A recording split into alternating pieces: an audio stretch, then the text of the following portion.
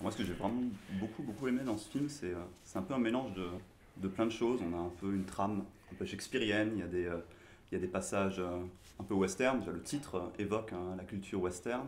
Il y a une mise en scène qui travaille beaucoup sur la danse, sur la musique, et tout ça dans un cadre d'une banlieue française. Comment ça s'est passé votre choix pour un peu mélanger tout ça, pour faire un film de tout ça? Ben c'est une sorte d'autopsie sur une jeunesse d'aujourd'hui. C'est pour ça que je voulais absolument faire le film. Vu tout ce qui se passe, ça fait depuis 2 ans, 3 ans hein, que je me suis intéressé à ce sujet. Et donc c'est vraiment, je voulais laisser les autres films qui étaient évidemment aussi, c'est des films sociaux sur la communauté gitane ou Exil sur l'exil des jeunes de pieds noirs et algériens et tout ça.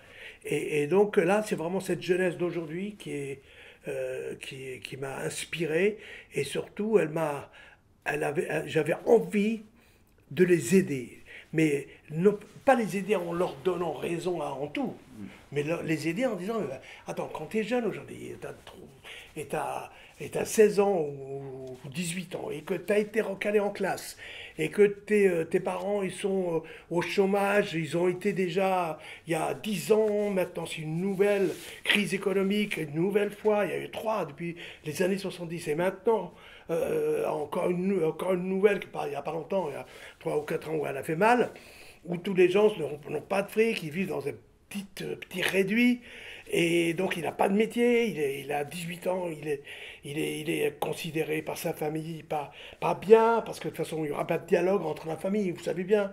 Il n'y a pas de dialogue, il n'y a pas de dialogue avec la famille, il n'y a pas de dialogue avec la société, pas de dialogue avec les flics, sauf pour les fouiller dans le RER ou dans les trains.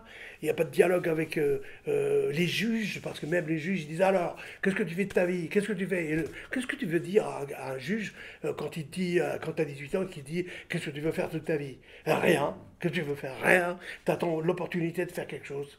Mais cette opportunité peut être dangereuse, comme elle est dans le film. Et donc, l'État aussi a fait faillite, ils ont complètement fait faillite. Donc cette jeunesse-là, elle a vraiment envie qu'on en parle. Mais je ne dis pas que moi je suis le lance de rapport, le flambeau de la jeunesse. Non, moi je n'ai rien, moi je ne suis pas jeune. Et surtout, c'est eux que je montre. Et je les montre avec énormément de respect, avec du respect et de la compassion. Parce que je ne les juge pas, je ne dis pas je ne les juge pas comme la société juge les tziganes, par exemple. Parce que la société n'a aucune compassion envers les tziganes. Et ces jeunes, moi je ne veux pas parce que c'est des jeunes français. Ils viennent de plusieurs origines différentes, mais au départ, ils sont français. Ils sont été à l'école et tout ça. Et donc voilà, donc c'est vraiment un film qui brasse comme ça un style et une idée sur le monde d'aujourd'hui qui est le nôtre, qui est à la limite du western et à la limite de Roméo et Juliette et à la limite des drames grecs. Parce que je ne sais pas si vous avez pensé à ça, mais nous sommes presque, on est en train de faire le tour. On revient vers les temps anciens. On vient vers comme si c'était avant. Tu sais, il y a un moment où on va retoucher les mêmes bouts que dans le temps du Moyen Âge et tout, parce qu'il y a des situations qui nous font penser au Moyen Âge. Ce qui se passe aujourd'hui, tout ça est dans le film, hein, et dans l'esprit du film. Ce qui se passe aujourd'hui entre l'Occident et l'Orient, c'est le Moyen Âge. C'est exactement ce qui s'est passé au Moyen Âge. C'est les mêmes choses. On revient, ça fait un cercle. Alors maintenant, ce n'est plus les croisés, c'est les autres. Et puis ça part. Et ça part tout le temps avec aussi cette jeunesse-là, parce que cette jeunesse est un terroir, est un terreau magnifique, parce qu'ils n'ont pas peur. Ils sont influençables, évidemment, parce que les gens qui les ont influencés pour les emmener faire la guerre, soi-disant contre l'Occident, ou contre je sais pas quoi, alors que finalement c'est une guerre que pour le fric, vraiment le fric et le pouvoir. Et donc ces jeunes-là, qui sont abandonnés, comme dans le film, des jeunes qui attendent quelque chose, ce sont très influençables parce qu'ils sont en face d'eux des gens très intelligents.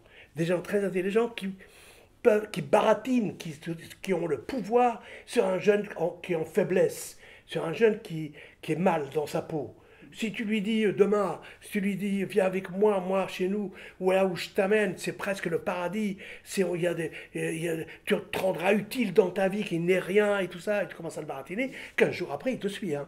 C'est exactement comme les sectes, les gourous dans les sectes en France, qui sont des véritables d'hommes intelligents, mais redoutables. Pareil, redoutables. Et ils ont plein de guerriers comme ça, qui vont voir les jeunes filles ou les femmes délaissées, les femmes divorcées, qui sont complètement désemparées, des enfants de divorcés désemparés et tout ça, et qui les baratinent pour venir dans leur secte. Et ils arrivent, parce que maintenant les sectes, il y a 2000 personnes. Hein. Donc voilà, donc c'est un peu le même système, tout ça. Ça veut dire que nous sommes en plein bordel de société on ne sait pas comment s'y prendre. Moi, comme cinéaste, eh ben, je regarde ces jeunes fragiles avec de la pudeur aussi, évidemment, parce que ça aurait pu être très très violent, mais le film, la violence est remplacée par la musique. Et donc j'évite la violence, j'évite l'horreur de la violence.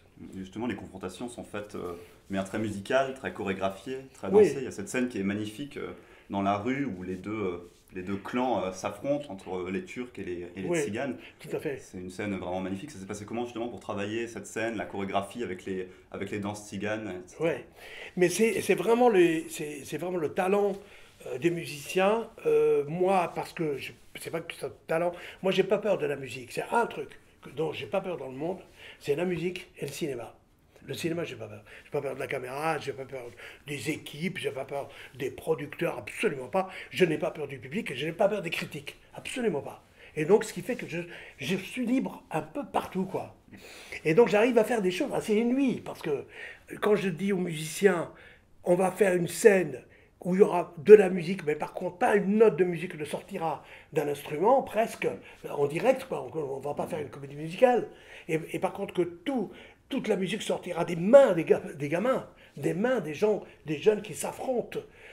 Tout le tempo, toute la percussion sortira des jeunes, ceux qui en sont en face et ceux qui sont de l'autre côté, qui leur font face aussi. Et donc, il y a un moment, on travaille, évidemment ils sont à côté de moi, et on se dit, eh ben ça va être ça, c'est-à-dire qu'on va on va donner aux jeunes juste le tempo, c'est-à-dire on va leur dire attention, il faut que le tempo ça soit celui-là, et une fois qu'il y a le tempo, les jeunes vont répéter pour que ce soit impeccable, c'est eux qui font la musique.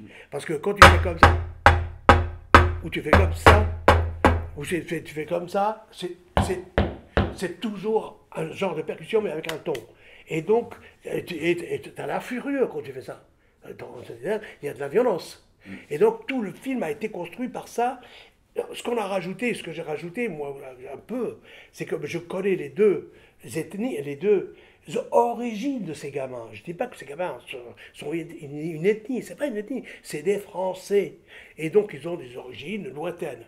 Ces gamins-là, c'est leur souvenir, peut-être leur sang, le souvenir très lointain, ce sont leurs rythmes musicaux, sont de la musique, c'est la musique qui revient à un flamenco. Derrière la tête, qui n'est pas présente, hein, mais qui est derrière, qui revient, qui fait comme une boucle presque.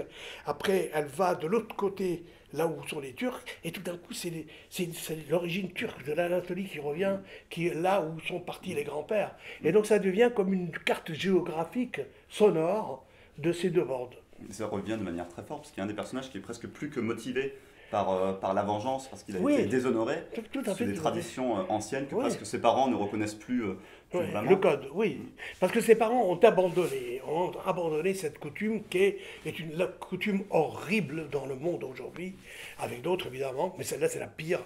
C'est des jeunes filles qu'on marie de force, mais dans plein d'endroits d'Orient. Dans plein d'endroits.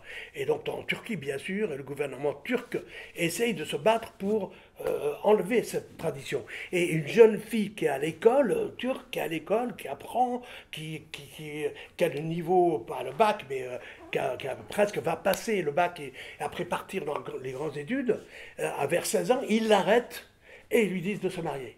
Et pas avec n'importe qui, c'est eux qui commandent avec qui elle va se marier. Mais elle est morte de peur, la pauvre. Je parle en France, hein. Je parle en France, que ce soit vers Perpignan, à Lyon, ou en Allemagne.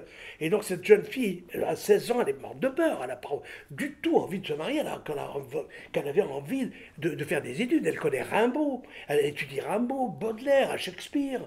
Elle connaît tout ça. Et donc elle n'a pas du tout envie de se taper à un mec qu'elle ne connaît pas. Et donc, dans le film, elle s'enfuit. Et à partir du moment où elle est partie, elle met le déshonneur sur la famille. Mais pas d'après les vieux, qui ont 80 ans. Elle met le déshonneur sur les petits jeunes. Ce sont frères qui est 2 ans de plus vieux qu'elle.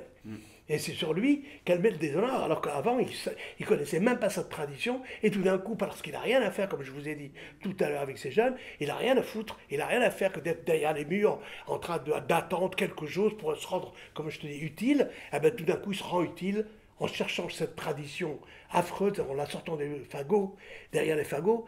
Et lui, il l'apprend en disant, moi, je vais sauver l'honneur de la famille. Il devient très dur. Et voilà. Et donc, c'est ça que je parle. Je parle dans le film, c'est là que je dis que ce soit des jeunes gitans ne respectent plus leur grand-père. Vraiment. Que ce soit des Arabes, ils ne respectent plus leur père. Je parle, attention, pas tous les jeunes. Je parle cette minorité de jeunes qui est aujourd'hui cause problème. Et elle cause problème parce qu'on les a délaissés, on les a abandonnés. Que personne aujourd'hui ne peut les prendre en main. Parce que c'est trop tard. Sauf les éducateurs. Mais avant, il y avait des éducateurs dans les années 80, ils les ont enlevés, on en a enlevé des éducateurs, maintenant ils les remettent.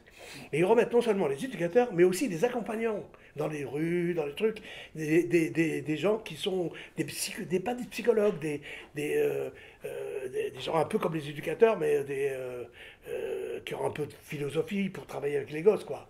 Et donc maintenant on les remet.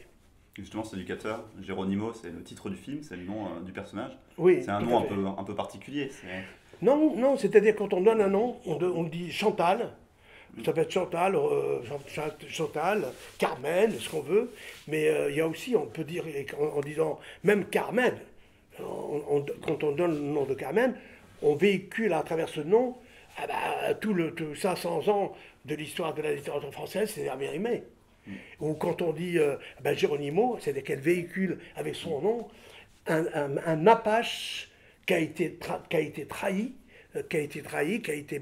dont on a massacré la famille et qui a connu le même sort que nous, aujourd'hui, nous sommes en train de faire. C'est-à-dire, il a vécu presque aujourd'hui ce qu'on est en train de faire avec la chute du monétaire et tout ça, et que les Américains sont arrivés, les Mexicains, ils se sont mis à massacrer toute leur famille indienne, Apache, quoi. Et puis lui, il s'est battu glorieusement, mais malheureusement, il n'a pas réussi, et on l'a enfermé. Il est devenu comme un mec fou dans un camp, et puis il est resté là jusqu'à la fin de sa vie.